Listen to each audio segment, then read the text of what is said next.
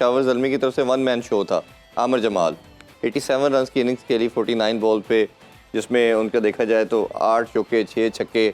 Bowling में तो आज फिर उन्होंने बहुत रन कंसीड किए, 3 ओवर्स में 35। बॉलिंग में तो उनकी परफॉर्मेंस नहीं नज़र आ रही, बट बैटिंग में उन्होंने बड़ा ज़बरदस्त परफॉर्म किया।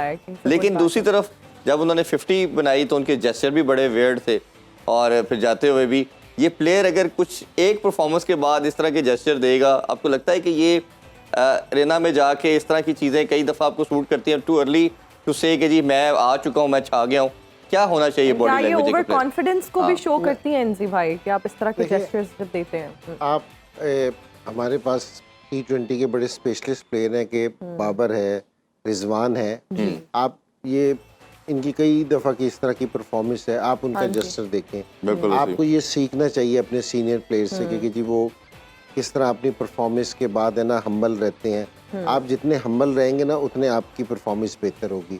आप जितनी हाइप के बाद आए थे ऑस्ट्रेलिया से, तो आप PSL से ड्रॉप हो गए थे, आप दोबारा खेल लेते जी। आप अपनी मैनेजमेंट को ये कह रहे हैं कि जी इस तरह करें, और तो मेरे ख्याल में ये अच्छा जेस्चर नहीं है। और आप जिस तरह आउट होने के बाद गए हैं और आपने बल्ला जिस तरह हिला के गए हैं, तो मैं हैरान हुआ क्योंकि मैंने कहा आपकी टीम हार रही है, आप अपनी इंडिविजुअल परफॉर्मेंस पे खुश हो रहे हो ऐसे ही। तो ये थोड़ी सी चीज़ें ना सोचनी चाहिए प्लेयर्स को, इसको देखना चाहिए कि जी आप किस तरह कर रहे हैं। तो अगर आप इस तरह करेंगे तो आप फिर लंबा अरसा क्रिकेट नहीं खेल सकेंगे।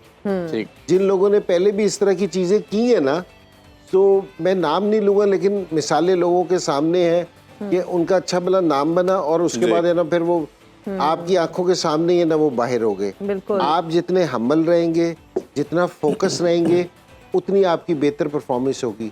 आज बल्कि हमें आमिर जमाल की ये तारीफ करनी चाहिए थी कि ऑलराउंडर का काम ही यही है कि जिस टाइम अगर उससे बॉलिंग में अगर उसने अच्छा नहीं परफॉर्म किया तो वो बैट से अच्छा परफॉर्म करे। और मैं ये इस चीज़ को करूँगा कि जहाँ उसको 7वें 8वें नंबर पे भेजते हैं, मैं ज़ल्मी की मैनेजमेंट से कहूँगा कि एटलीस्ट इसको 6ठे नंबर पे भेजें। हमारा जिस टाइम ये फ़हीम अशरफ था ना कि आज सुबह भी बात कर रहे थे कि उसे रेस्ट देना चाहिए कि वो हमें फॉर्म में नहीं दिख रहा। फ़हीम अशरफ का भी यही था कि जिस टाइम ये सिलेक्ट हुआ था ना, इसको बैटिंग का बहुत बड़ा एज था, लेकिन ये बैटिंग है ना 8वें 9वें नंबर पे करके ना तो आपने अपने आप को बिल्कुल ख़त्म कर लिया। अब आपको मैं इनको ऑलराउंडर अब नहीं कहता कि ये ऑलराउंडर है, ये अच्छे टेल एंडर है।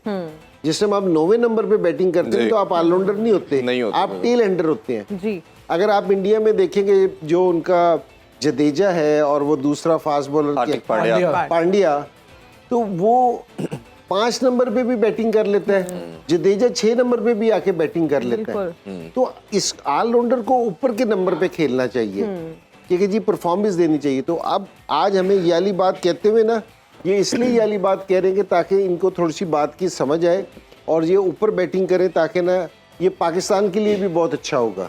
बिल्कुल।